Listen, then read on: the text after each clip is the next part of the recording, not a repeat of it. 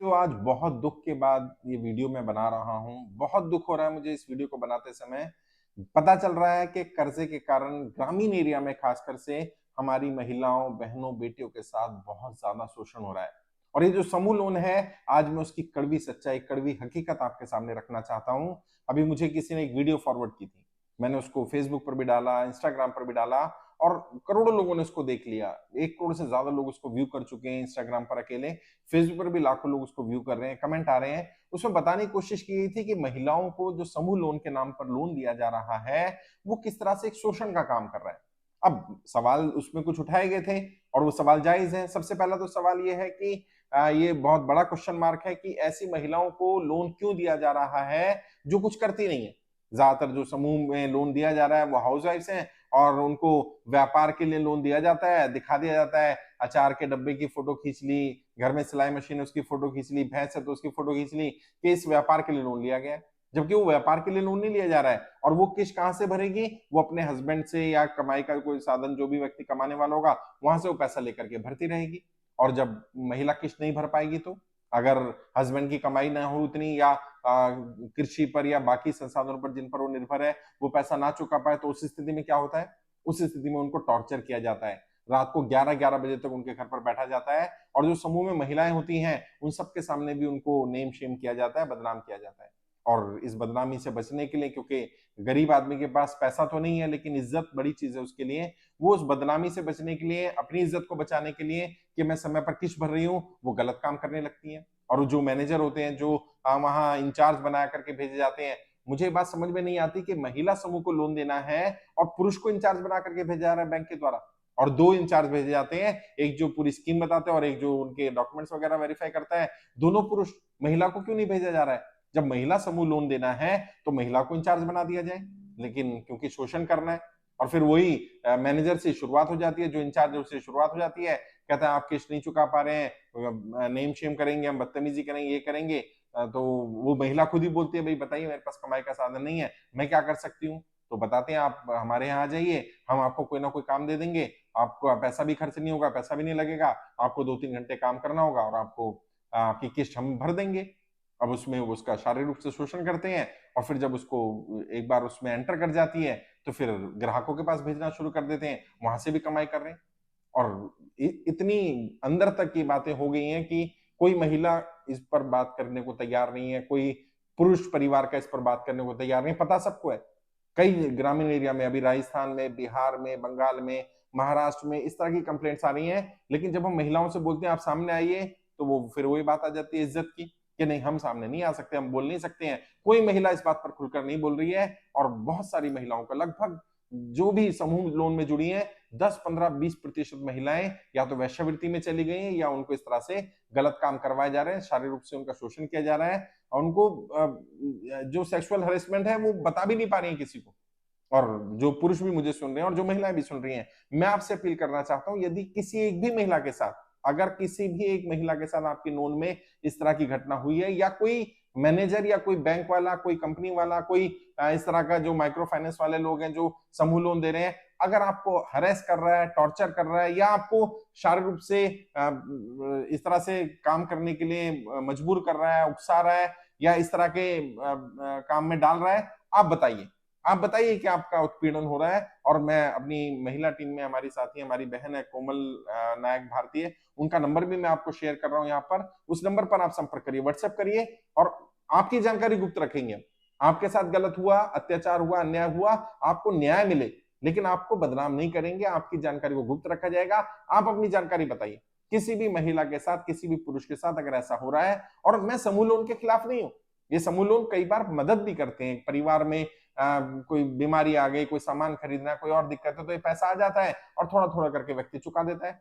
दिक्कत आती है जब व्यक्ति की स्थिति खराब हो जाए और पैसा ना चुका पाए, उस स्थिति में क्या होता है? उस स्थिति में इस तरह से टॉर्चर करना सही नहीं है। और कोई भी अगर शारीरिक रूप से किसी का शोषण करता है किसी भी तरह से, तो ये तो इसको स्वीकार नहीं किया जाएगा।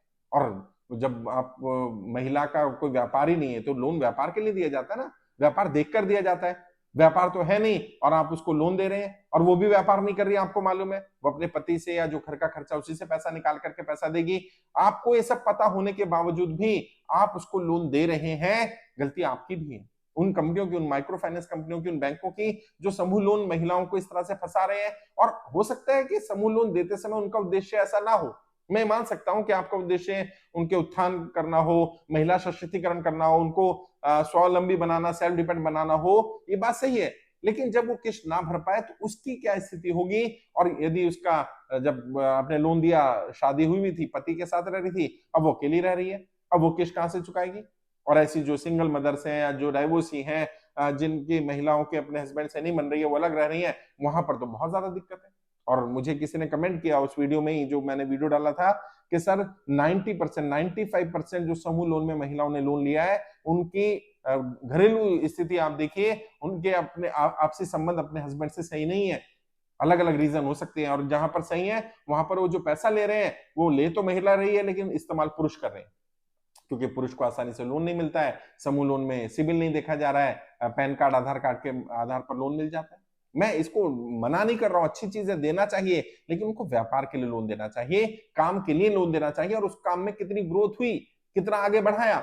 ये नहीं कि अचार के डब्बे देख लिए और उन अचार के डब्बों के आधार पर, घर में तो अचार के डब्बे सभी के घर में होते हैं, गांव में, ग्रामीण एरिया में तो भैंस तो सभी के घर में होती है, सिलाई मशीन तो सबके घर में होती है, उसके आधार पर आपने उनको लोन दे दिया, और उनका जो उत्पीड़न हो रहा है, शारीरिक रूप से, मानसिक रूप से जो उनको प्रताड़ित किया जा रहा है, उनका जो नेम शेम हो रहा है, बदनामी की जा रही है, रात को 11-11 बजे तक लोग आकर के बैठे हैं, और समूह में 10 महिलाएं हैं, एक महिला ने अगर लोन डिफॉल्ट कर दिया, 9 के ऊपर बर्डन पड़ रहा है। ये तो नहीं होना चाहिए, ये गलत है, अन्याय है। और जो देखिए, मैं ये नहीं कह रहा कि ये सब ऐसा ही करते होंगे, लेकिन कुछ चीजें इंडिकेट करने के लिए, जैसे मैंने कहा, अगर महिला समूह को लोन देना है तो मैनेजर महिला क्यों नहीं होनी चाहिए?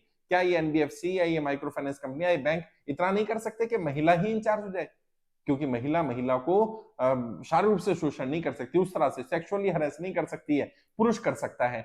तो शायद ये भी एक रीजन हो कि अदर वे राउंड लेके ये बेनिफिट लिया जाए और बाद में एक और बिजनेस शुरू करवा दिया जाए। मैं नहीं कह रहा हूं कि सारे ऐसा करते हैं, लेकिन ऐसा हो रहा है। अगर एक भी मेरी बहन बेटी के साथ ऐसा होता है तो गलत है, नाजायज है, उसके खिलाफ आवाज उठानी चाहिए, बोलना पड़ेगा साहब। चुप रहने से काम नहीं चलेगा, बोलिए, आवाज उठाइए, खुलकर बोलना पड़ेगा, क्योंकि ये गलत हो रहा है। और समूह लोन में हमारे ग्रामीण एरिया के 90%, 95% घर पूरी तरह से लोन के जाल में फंस चुके हैं, इसमें डूब चुके हैं, और वो फिर उसको चुकाने के लिए अनाप शनाप तरीके अपना रहे हैं। हो सकता है वो मैनेजर ना उन पर टॉर्चर करता हो, लेकिन जब नेम शेम किया जाएगा, बदनामी की जाएगी, लोग आके बैठ जाएंगे, तो पैसा चुकाने के लिए महिला कुछ भी काम करेगी, क्योंकि उसको अपनी इज्जत बचा करके रखनी है।